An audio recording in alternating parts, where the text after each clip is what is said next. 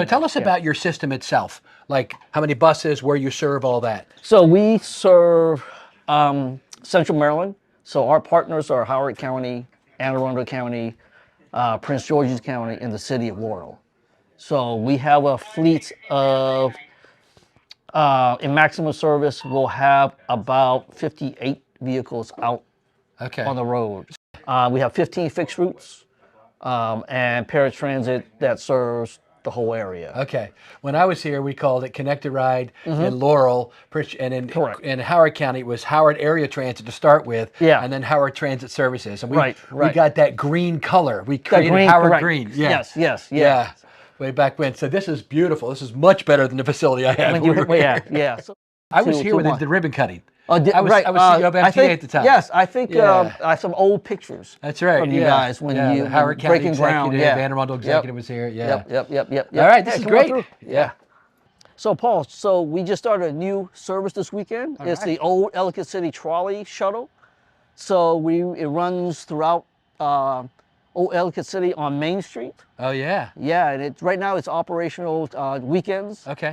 So it connects a lot of the lots and helps with the congestions and gets people to the businesses and shops along Ellicott City. That's great. It's a really cool service. Yeah. Back when I was here, we were operating what was called the Georgetown Shuttle. We actually started it. Okay. So that was down there, yeah. So as I was mentioning to you, when I was here, I was general manager under Mark Joseph, under Yellow Transportation. And we had a whole different facility here, but we operated all kinds of services. And then that became the French Connex bought it, and then it became Veolia, and then Transtav, and now it's a management contract with Transtav. Yes. That's where you work. Yep. How many of your team members actually work with you? One other, so it's me and the AGM. And the rest of them work for who? The subcorporation of Transtav. Gotcha. So tell me about this. What do you do with this? So this is our switch out vehicle, and what it does is it allows us to take drivers out to our main hub to relieve other drivers during shift changes. Oh yeah. Yeah. Where's that at? Over at Columbia Mall. That's our main hub. Where it used to be, That's a great place. So somebody will do their full 8-hour shift. Correct. They just stop, instead of coming back out here to the facility, they stay there and you bring some drivers. Bring drivers out, and then they get on and finish up the rest of the day. Yeah, that's good. So what do we got here? So this is our fuel lane. So we have 3 lanes where all the vehicles pull in, and we have service workers that service the vehicle. They check the fluids, fuel them, and pull the fare boxes on them, and then the fare boxes go into a secure location where the money will get reconciled later the next day. So we're here around 5 o'clock in the afternoon. Yeah. This is a change of shift or the end of the day for your morning routes? Is that what's going on? Yeah, so a lot of the paratransit service starts to wind down late this time of day. So you'll see vehicles start pulling in. That's why these are all cutaways. They're paratransit. Yes, a lot of our fixed routes don't end till 10, 11 o'clock at night. Okay. And then you'll see them kind of pull in late night, all queuing up here to be serviced, That's good. Ray, man, thanks for having us here at your operations and maintenance facility in Grand Ridge for the Purple Line. It's happening, man. We are so excited about it. Yeah, tell me some about it.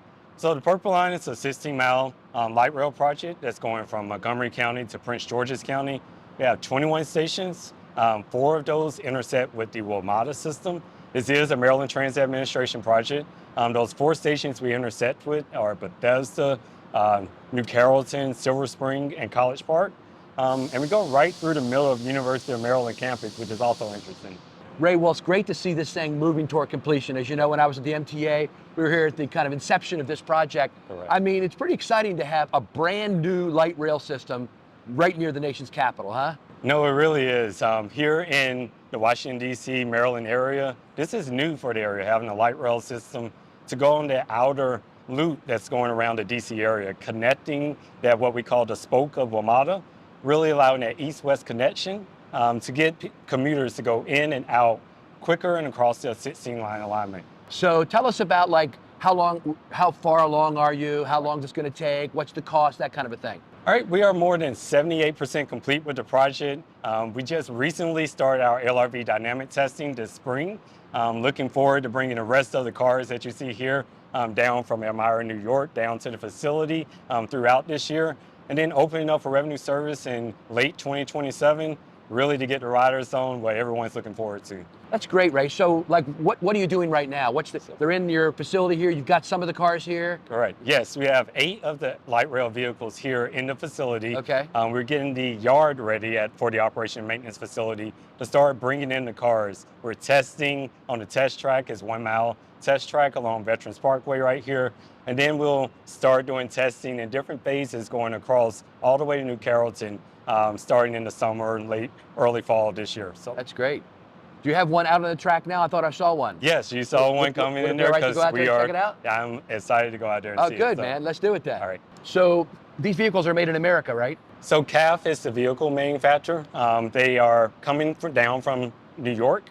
As I mentioned, we have 8 now here, 20 more to come down. Okay. So 28 in total for the alignment.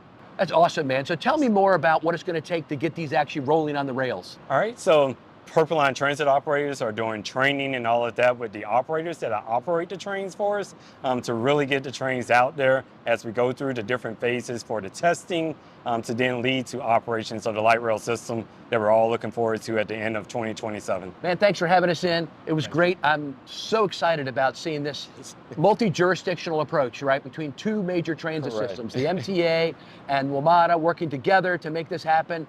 You and your role here, I'm so excited for you, man. I'll come back for the ribbon cutting. Yes, looking forward to it. All right, man. Thanks again. We'll see you. Thank you.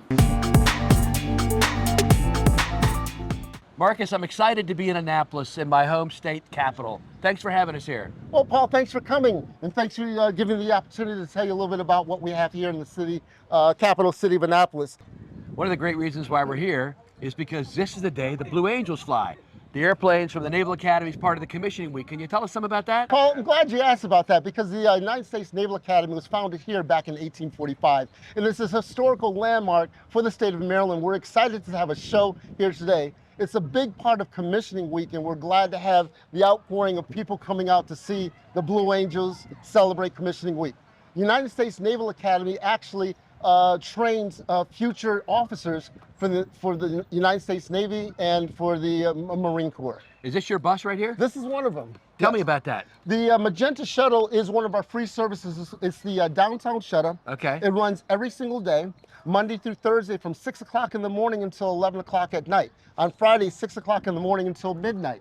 Saturdays from 8 o'clock in the morning until midnight. Sundays, 8 until 8. And it's free. What it does is connect the outer parking garages to the downtown Annapolis. Okay. What could be better than free? So you like park your car and then you can get a shuttle downtown. Because parking here is limited. It's limited, but we have a great new garage here with almost 540 spaces. Is that the Hillman garage? That's the Hillman garage right behind us. But the Park Place garage further down, this bus runs every 20 minutes. That's great. Good headways. So tell us about your system generally. Our system generally is Annapolis Transit. It's been in operation since about 1976, and we have what we call a rainbow route of service. Okay. Fixed route, complimentary ADA paratransit, and we're piloting go time or on-demand service, which means that it's a subscription. You can download the app, which is called Go Time, from the Apple Store or Google Play Store, or you can call our office and make a reservation. Once a reservation is made, we'll be there in about 20 to 22 minutes in our selected area right now. We've been trying this out for the last 9 months, and we're really excited to pilot this program. That's great, man. Well, it's just about 2 o'clock. It's about time for the jets to be flying. What say we go on top of the garage and film up there? You gonna come with us? Let's go take a look. All right, brother. Okay, thank you. Yeah. Okay. Hey, Holly. Great to be back in Baltimore, man. We're at the light rail station. Where are we at? We're in Patapsco Light Rail, and it's so good to have you back here, Paul. Thank you. So this is just south of the city, right? Yep. So we're Yeah. actually still in the city. This kind of straddles city-county line between Baltimore City and Anne Arundel County. Okay. Now, I know, like a lot of my friends from the Eastern Shore and Annapolis, they love to go to the Baltimore Orioles games or the Ravens games, and they ride light rail, right? It's the best way to get to the stadium. Yeah, exactly, right in front. So you think we could go visit that today? Absolutely. Let's All go. right. Well, I have one question. Okay. How do I get there? How do we get there? Light rail. Really? So we're going to take the light rail going north. It should be coming here in a few minutes. We'll jump on the train, and it will drop us right in front of Camden Yards. Camden Yards. We can see the historic Camden Station, and then you'll be right in front of the ballpark. And that connects up with other stuff there, right? Yeah, so we connect to our MARC train there. There's also connections to local bus service. So it's a really great transit hub, as well as getting to Camden Yards and all the other cultural attractions right around the Inner Harbor. That's great. When we get on, I was hoping you could tell me about, you got new vehicles coming, right? Yes, so this past budget cycle got us full funding for our new vehicles. All right. We got a federal grant for new vehicles, and so we're getting ready to put out a RFP so that we can get those coming in. It'll be really fantastic because they're going to be low floor, so they'll be fully accessible. You can walk on, you can roll on in a way that you currently can't with our vehicles. That's right, kind of raised. Yeah. Yeah, that's good. We were down in Prince George's County yesterday filming your new Purple Line. Yes. Light rail vehicles, They which look are fantastic. yes. CAF built those? Yep, so CAF built those. 8 of them are on site right now. We should be getting the rest later this year, early next year, and we're still on track to be in service at the end of 2027. All right, we're on board light rail. These vehicles are nice. These were refurbished, right? Yeah, so they were refurbished over the past few years. The contract just finished up, and so basically soup to nuts, just completely new communications, seats, all that fun stuff. That's amazing. But you said you got budget for new ones coming. What's the story there? Yeah, so these are 30 plus years old and need to be replaced. Right. So they'll last us, for a few more years, but we are looking to replace them with modern low floor vehicles. We anticipate going out later this year and having the first cars in service in like 2030. Okay, so 4 or 5 years? Yep. It takes that long now to get light rail vehicles? It does. You can't just go down to... It's not like you go to Walmart and you pull a car off the shelf. You man. actually have to, it is a design build, right? So like each kind of property, it has to work in their system. And so we're going to be putting that out. It'll be design build working with the vehicle manufacturer. And like, tell me about the size and scope of light rail. How many vehicles you have, that kind of stuff, yeah. Yeah, so right now we have 52 vehicles. Okay. Light rail is a little over 30 miles long. We have 33 stations. Goes from all the way up to Hunt Valley in the north, all the way down to BWI and Glen Burnie in the south end. Right. I remember when I was way younger, when we had a guy named Governor Schaefer. Yes. And he's the one that got this going, and he wanted these light rail vehicles and this thing to be ready by the day Camden Yards opened. April 2nd, 1992. And that's the exact day it was ready, right? Yes.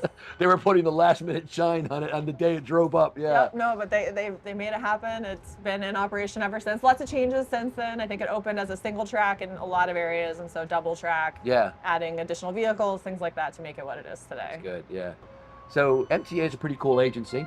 You're a multimodal and run by your state, right? You're not like a, tell me about that and a little about the system. Yeah, so we're fairly unique. We're a state agency, and really MTA is a statewide agency. We provide service throughout the entire state.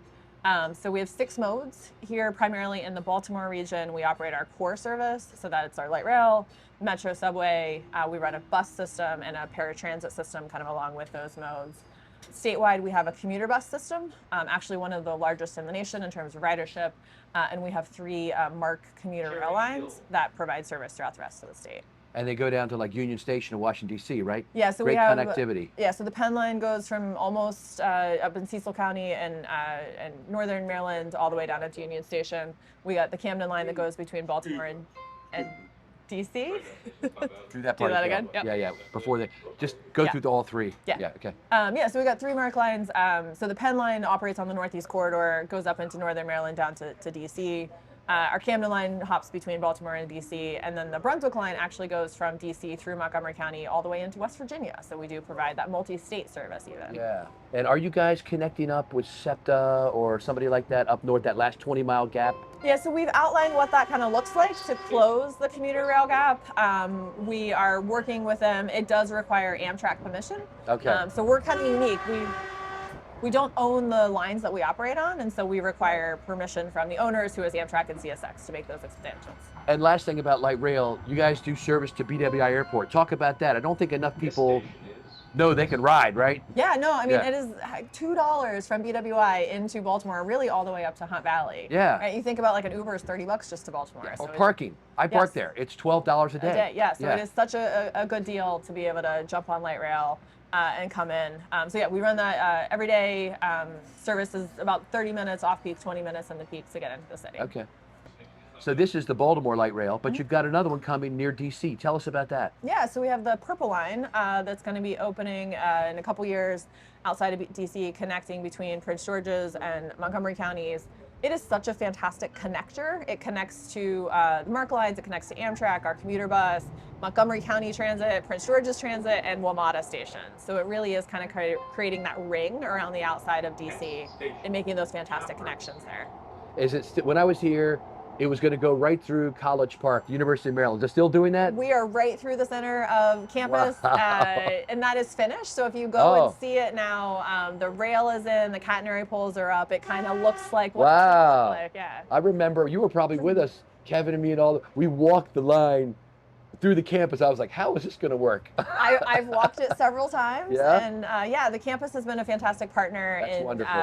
You know, they shut down Campus Drive for us so that we can speed up construction and kind of get out of the way faster. So I think it'll be a learning experience for everyone as we all operate together, but we've got really fantastic partners down there to make it work. That's great. Tell us about the size of MTA, employees, how you're doing post-COVID, all that. Yeah, so we have about 3,600 employees. Most of them are unionized, so we have a unionized workforce that's about 80% of our employees. Ridership wise, we're about 80% of where we were pre-COVID. Pretty good. Depends on the mode. Yeah. Some of our paratransit service is above pre-COVID levels. Okay. Our commuter modes have been a little bit farther behind, but have made huge gains in the past few months. We actually had our second highest ever weekend ridership on MARC at the end of March for the peak cherry blossom. Yeah. Isn't that interesting? Everybody around the country is telling me that's what's happening with commuter trains. Yes. Nights and weekends are picking up first. Oh yeah, no, So it's a whole new weekends. model. Yeah, people want to not have to drive, be able to ride the train. And we've been trying to pivot and add some extra service. There's some big events in DC that we've added a few extra trains for to be responsive to that increased ridership. That's great. That's great, yeah. So now we're coming in. Looks like we're coming into, this is first the Ravens Stadium, M&T Stadium, Yeah, so right? we come into Hamburg. So if you want to go to a Ravens game, you can jump off and you're literally right there. I mean, and we're then- right here. The station's right there. Yeah, the little bridge right there, and you are at 100 the steps entrance. and you're at your seat. Yes. That's great. All right, so what's next, Holly? So we got Camden Yards coming up. You can Okay. see the stadium there. And yeah, we'll be right at the Yeah. historic station as well. I love it. And this is your intermodal connection point too with Mark. Yes, and, with MARC. So we'll have MARC train here.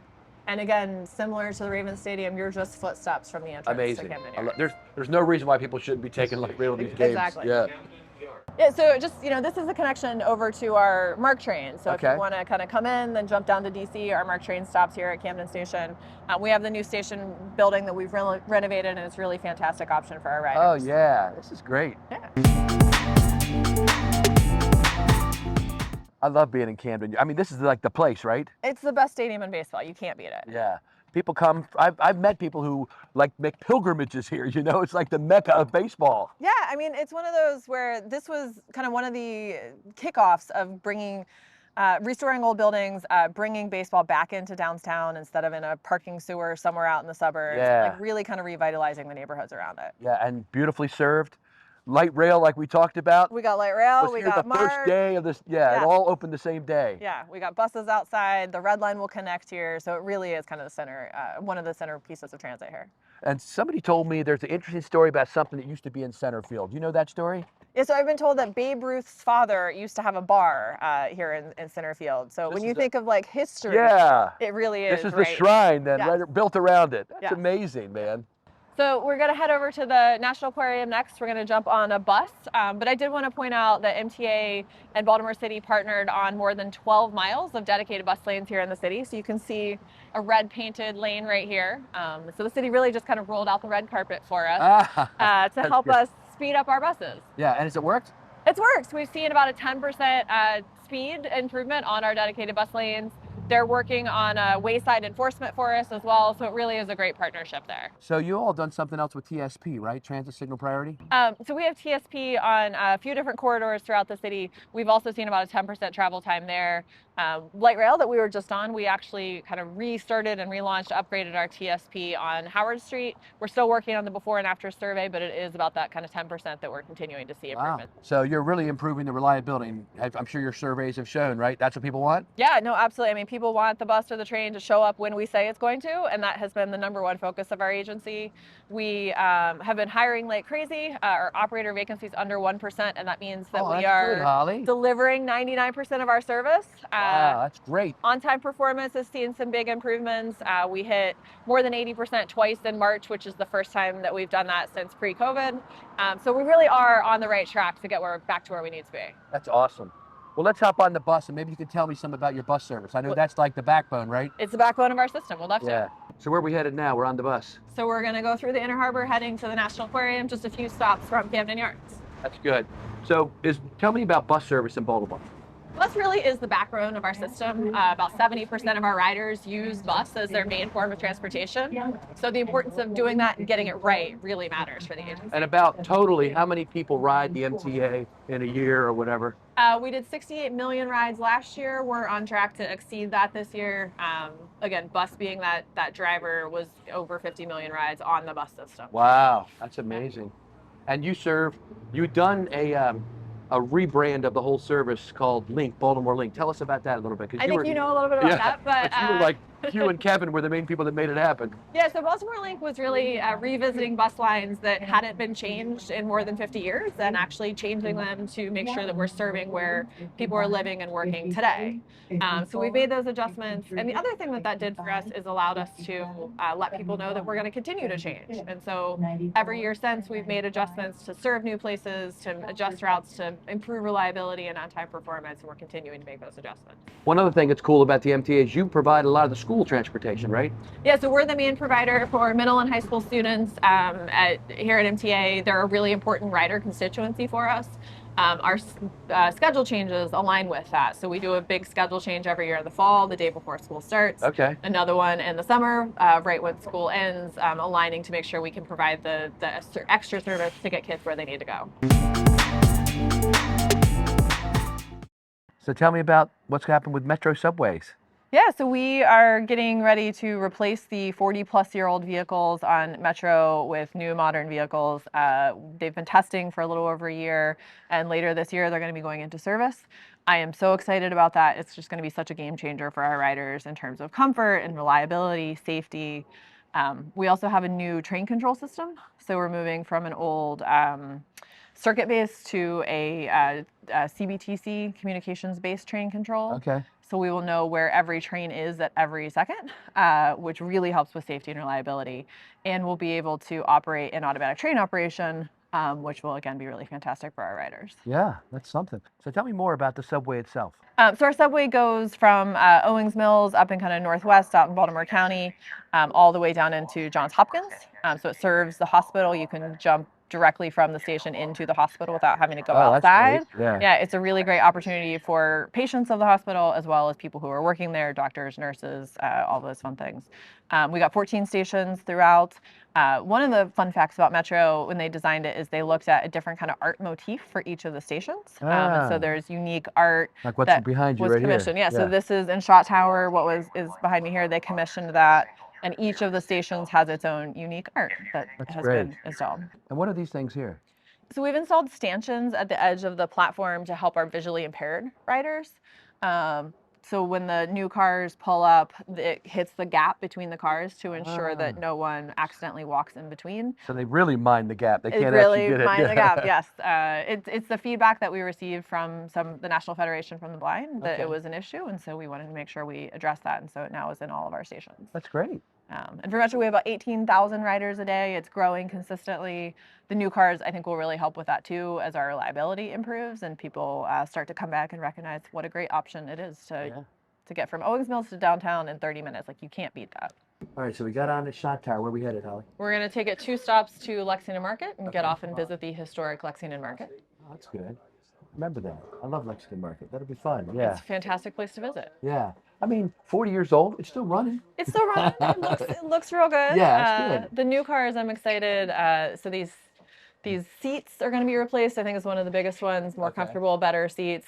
Windows are going to be a lot bigger. We will have electronic equipment on the trains themselves that tell you when the next station is and kind of where you are. And you have some of them here now? We have some of them here now. So I think we're going to see them later today? You're going to see them later today. Yep, Good. they're being tested. They got bike racks, all the modern amenities that you would expect from a new train. There you go. This is great. So when you do a big procurement like that, it's a multi-year process, right? Big, Yeah. long process. Yeah, I mean, this is almost a $500 million project, so it's been Wow. ongoing for a while. But we're hoping to have all the new trains in service by the end of this year or early next year. Okay, good.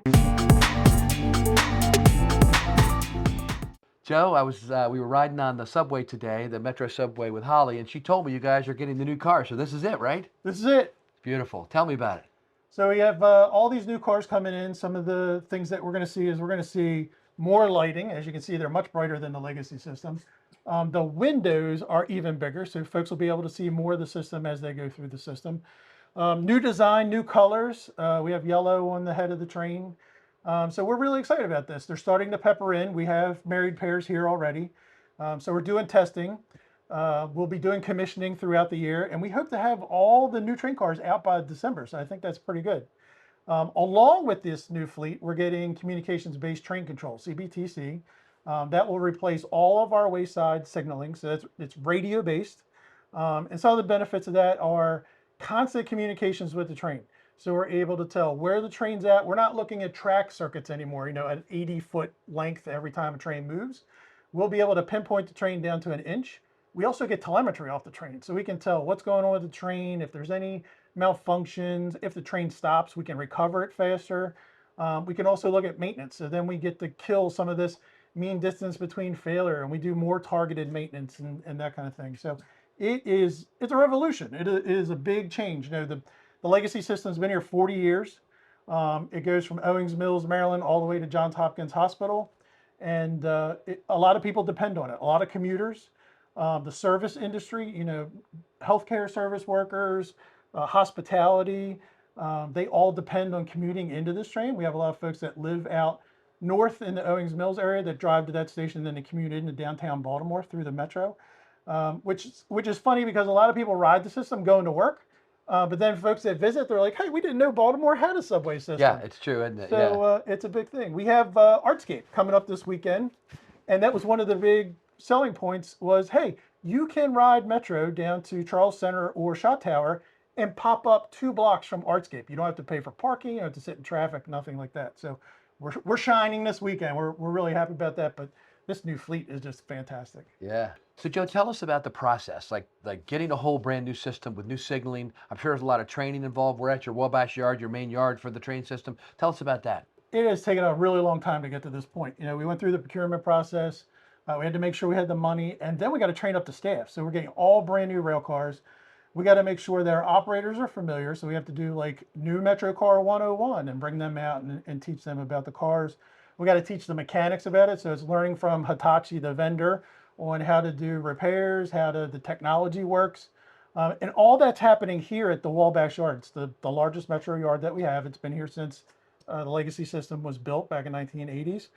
So we got to bring the new in with the old. We have a small shop, so we have to now schedule that time. So we have to keep this legacy system running, and then we have to introduce the new cars. So how will you do that? Like a few at a time? So they'll be peppered in, so a few at a time. So right now I think we have a couple of the concept cars here for commissioning, and then we have a couple of the cars that we're actually taking delivery of.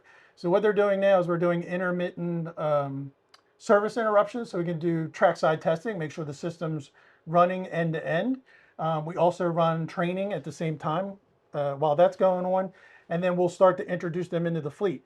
Then as we start to add them into the fleet, I'm going to shorten our headways. So ultimately, customer gets better service because we'll be running more trains, less weight. So it's exciting. It's a lot going on, and it's really going to be good.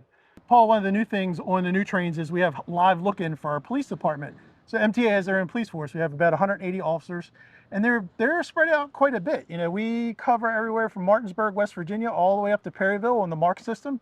So we don't own the railroad, but we own the people and we own the trains. So our police department works with them, and we respond to all the emergencies that go out there. So one of the other things is we have this Sky Eye trailer that goes up. This is actually watching our Wabash yard. We've had some fence breaches that we've had to take care of.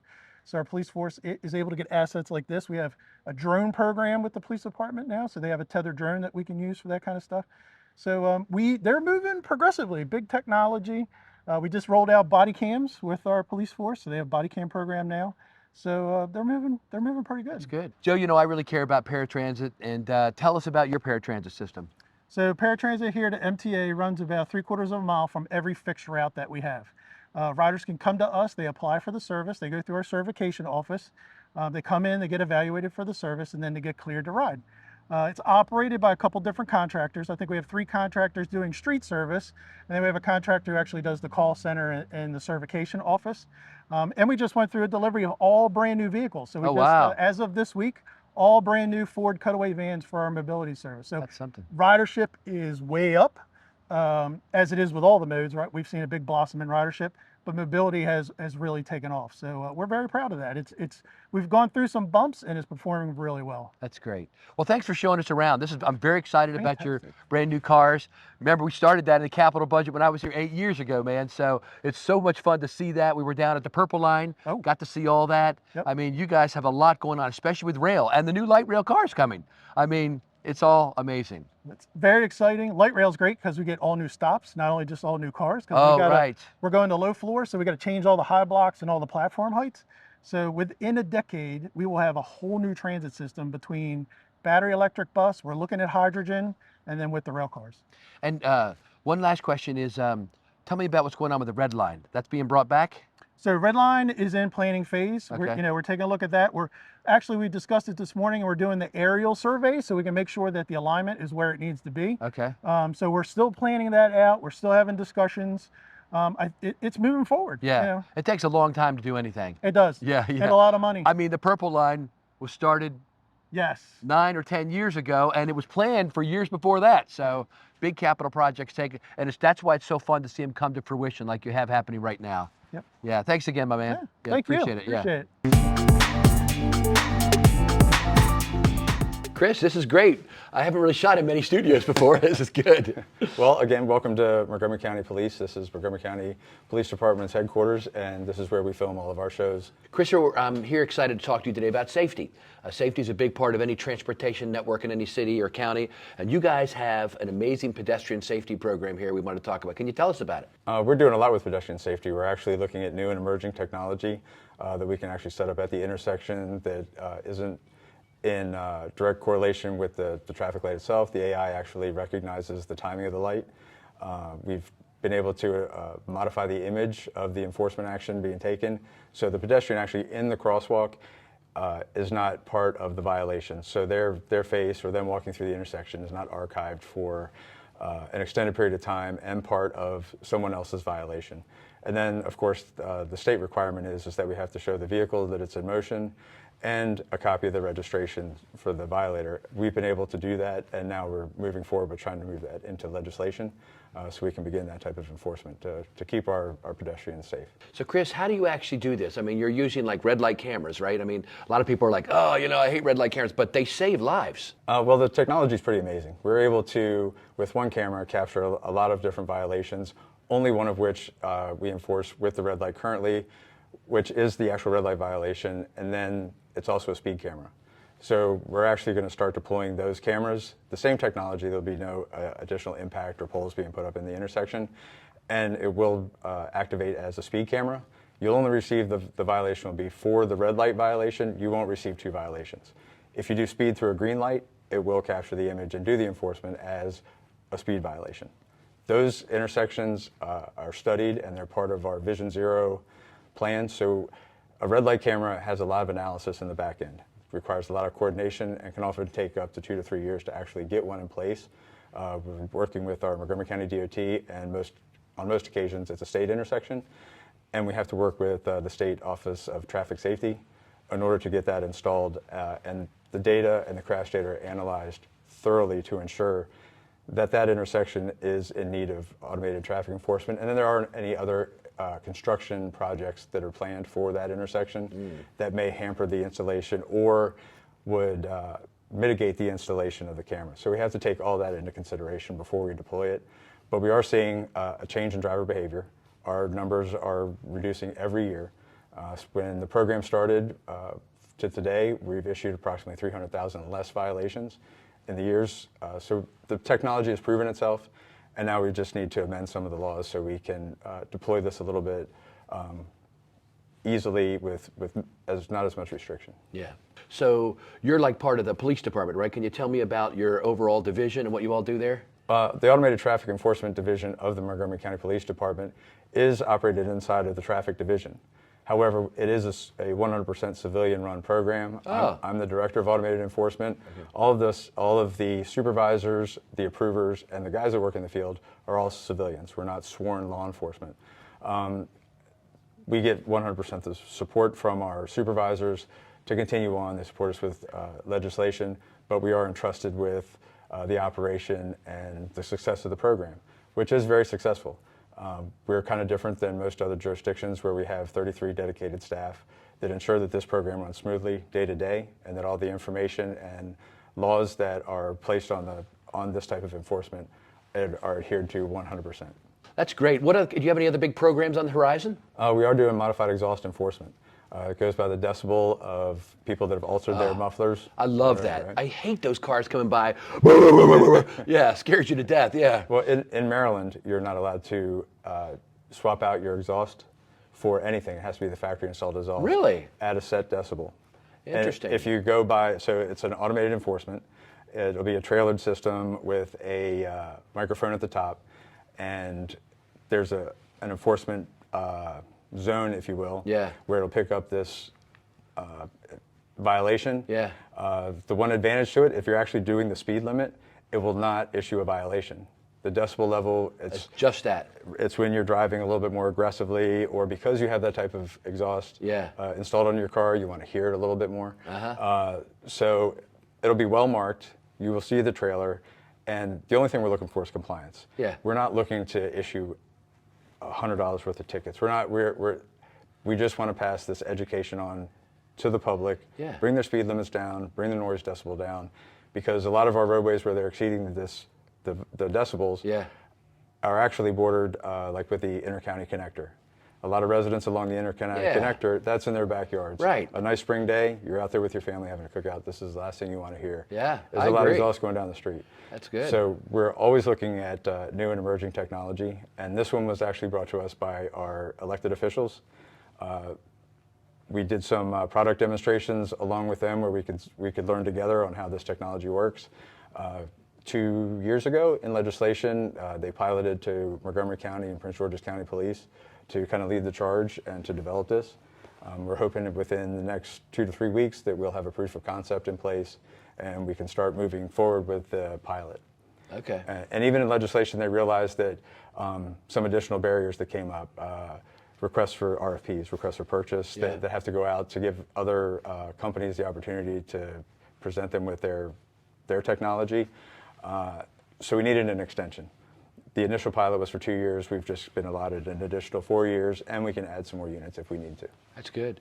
So Montgomery County is the biggest county in Maryland, over 1 million people here, and it's considered one of the leaders in a lot of things. And I know your program, your overall traffic enforcement program, is a national model. You're being studied all over the world, right? Yeah, and frequently we're studied, and we don't even know we're part of the study. I was contacted by another couple of states across the U.S. For a discussion on best practices from what they're doing to what we did and why we're so successful in that program. I had to actually ask why us, because I didn't realize the report was actually posted, nor did we actually understand that we were actually under the study as well. So we are constantly having meetings. We're bringing in other jurisdictions from within Maryland to have discussions that want to get into automated enforcement, to understand the full scope of what it takes to actually run the program and the monitoring that's necessary to ensure that all the requirements in the state law are met. And we welcome any conversation that we can have. In June, I'll be part of the Vision Zero Academy, once again, that's hosted by Johns Hopkins University. In DC, we do a panel discussion with myself, the director from DC's Automated Traffic Enforcement Program, and Switzerland. Wow. And it's the attendees come from around the world, and it's a 2-day class. So to be part of the panel discussion or part of any teaching, I like to hear what other jurisdictions are doing. I was fascinated to hear about some of the distracted driving stuff going on in other parts of the world, what they've done. So even though I'm part of the panel, I'm also learning at the same time to see what hurdles they've had, what they see coming in legislation in their jurisdiction, and it becomes more of a work group than a panel discussion. Yeah. So, and then at the end it culminates where we go back to the embassy for Sweden, and we do another product demonstration of some of the technology that they're using in Sweden today, and ways that we may be able to implement some of that technology through corporate partnerships and such. Yeah. So last question, it's working, right? I mean, you're reducing pedestrian hits and all speeding and all that stuff? Yeah, it's incredible to see real time how this is affecting us. And we're constantly looking at new ways. One of the concepts was, what if we created like a dashboard and we opened it up to the public, where you could see a vehicle crash at an intersection that you might travel through every day going to work, every day going to the grocery store, and the reason why that camera is there. And maybe this time when you go through that intersection, you'll think twice. You'll pause, look right, look left for just 1/10 of a second, because you never know when somebody's going to run the red light, because that is the main reason that red light camera is there, is because of the amount of crashes that are there, and we just want to mitigate that. So we are seeing successes, and again, we're just trying to see how much information we can give the public.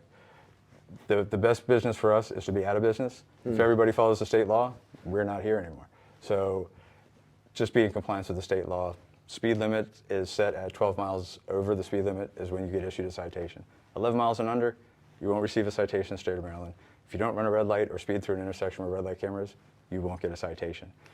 Just driving in compliance with state law is the easiest way to avoid getting a violation from us. Absolutely. Well, thank you so much for having us in today and explaining how this program works. Yeah, great. Yeah, nice brother. Yeah. Thank you.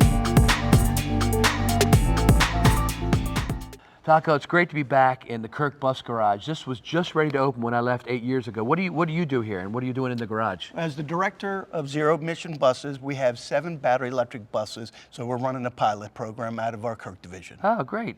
That's great. So tell me how it's going and what you got coming next. So what we have going on, Paul, is we have the 7 in service now. As you see one right behind us. I have 20 more coming at the end of this year and starting the beginning of 2026, all being battery electric New Flyer buses. That's great. And also we're having 8 additional chargers put at Northwest. Oh, okay. Can I do that one more time? Yeah, sure, yeah. Yep. The same thing. Yep. We're having 4 chargers added to Northwest when they will all be dual dispensers, and that gives us 8 dispensers. That's great. What about hydrogen? Are you guys looking into that at all? That's in our future, but right now we're just going to focus on battery electric buses. That's great. Tell me about this mural. I love this mural. So this is a mural that we did. It's a contest for all the kids from 7 to 18 years old. And as you see here, there's 9-year-old and a 15-year-old here. And we unveiled this on Earth Day. Ah, that's great, man. I love it. Can we look inside? Absolutely. Let's take a look. All right, Falco, when I was in, I think it was when I was in Brisbane or Melbourne, whatever, I got to drive the battery electric bus all over the yard. It was awesome, man. These things are, I love them. They've got, tell us about a little about what makes a battery electric bus so cool. So what makes them really cool, Paul, is we could be sitting on this bus right now, and this is exactly what it would sound like if it was running. Silent. You can't hear them. They're quiet, they're ride nicer, and they're great for the environment.